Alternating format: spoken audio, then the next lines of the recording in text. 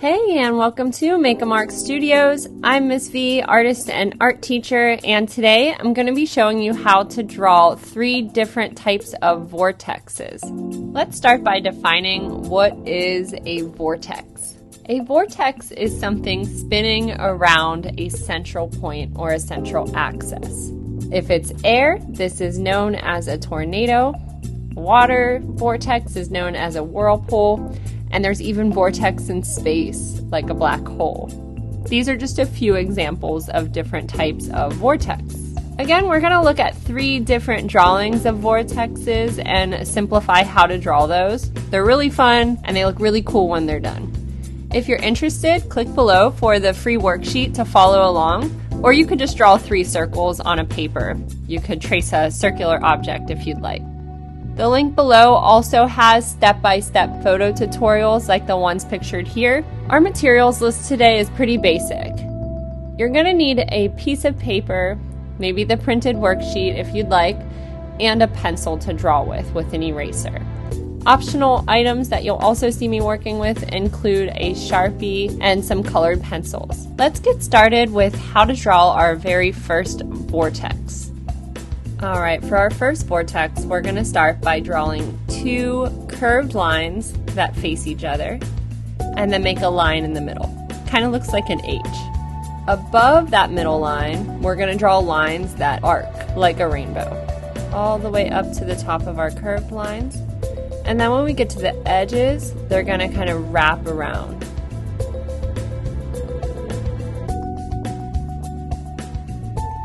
On the bottom half, we're going to draw curved lines that are like a smile. Again, once we get to the bottom, we're going to curve those edges around the shape. You're going to continue that same curve all the way off to the edge. Make sure that you're keeping the lines on the left going all the way through to the other side, to the right. In the middle, they're going to kind of straighten out, and then they're going to start to curve again in that opposite direction. Keep it going all the way to the top.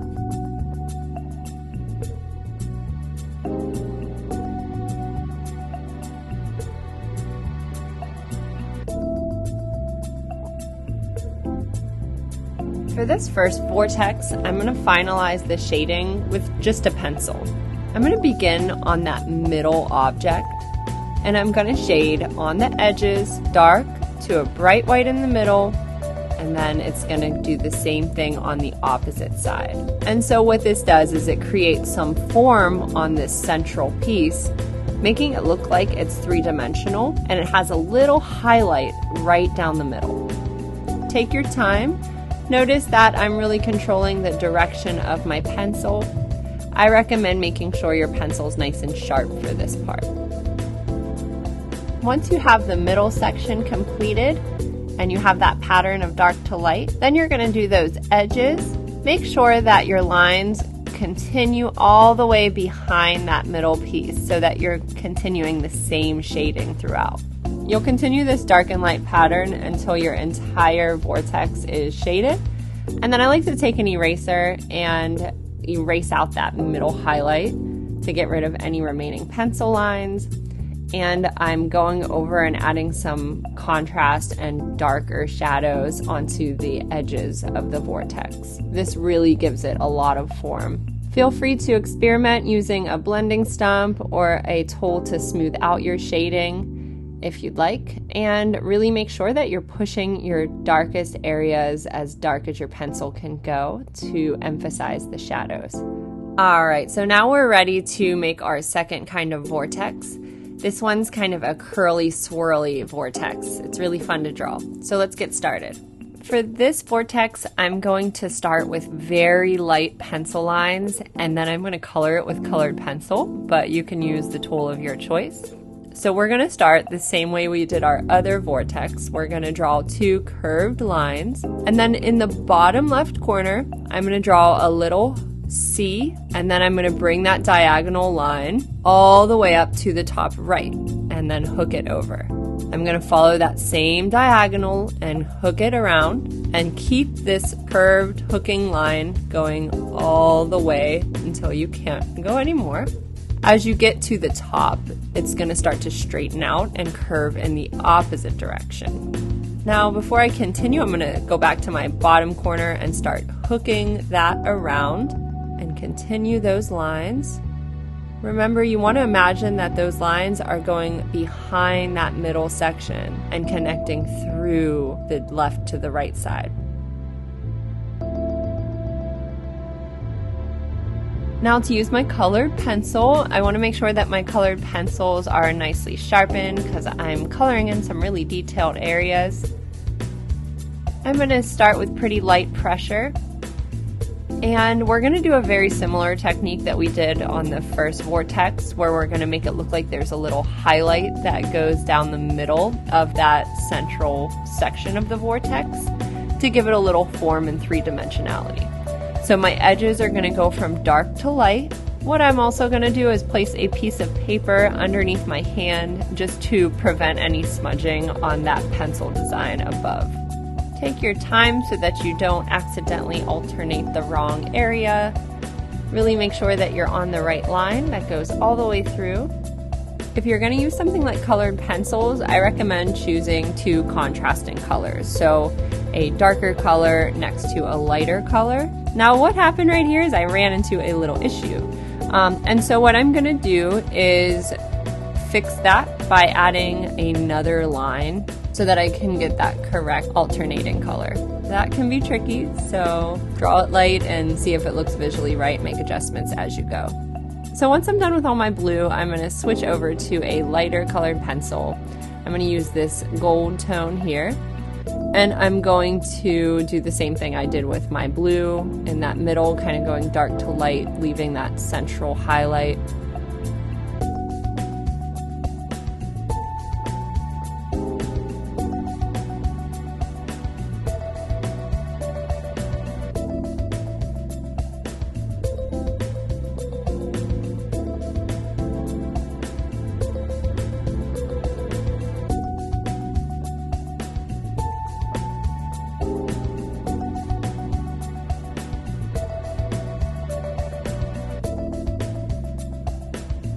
Once I'm totally done with my alternating pattern of blue and gold, I'm going to go in with a dark colored pencil, like a black, and exaggerate those shadows. So I'm going to shade the edges of the central piece, and then I'm going to create a little bit of a shadow behind that middle piece. I definitely encourage that you go over your colored pencil with a little more pressure as you go to create more saturated colors, and then take your eraser to erase out that middle highlight. Last thing I'm going to do with this is just go over my edges to push them a little bit darker, and then we're all done with our second Vortex.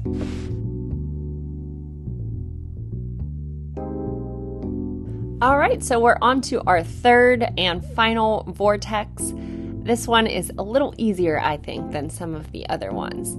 For this activity, I'm just going to use a Sharpie and a pencil, but again, you can use the tool of your choice, whether you like the colored pencil or pencil approach. This one's going to start a little different than the other two, so we're not going to be doing those two curved lines in the middle. For this one, we're going to create a circle and then hook the top all the way off to the side of the circle. So it's kind of like a number 6 on its side. Keep it light so you get it right. You might have to do some adjusting as you go. I'm going to continue that same line along the outside edge. And I'll just keep going until I can't go anymore. You'll notice that it kind of goes off the edge of the paper. Make adjustments as needed.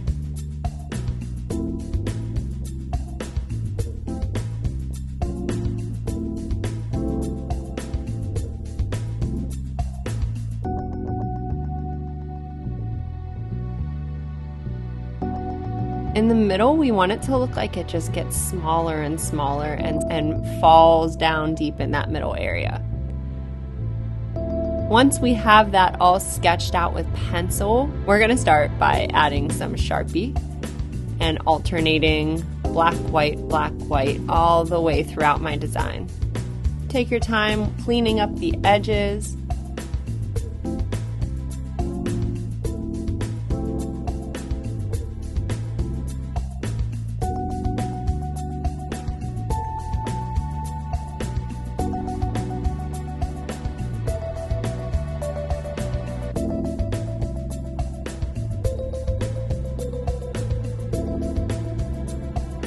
And then the very last thing you're going to do is erase out any unwanted pencil lines. And then we're going to take our pencil to make it look like that inside section is shadowed, to give it some three-dimensionality and to make it look like it's pulling down into that darker area. Really push and exaggerate your shading here so that it goes from dark to light. And you can use your finger or blending stump to make that a little more smoother and get that gradual blending of light to dark. I hope you enjoyed this video tutorial showing you step by step how to make these 3 different vortexes. Thank you so much. Don't forget to subscribe below.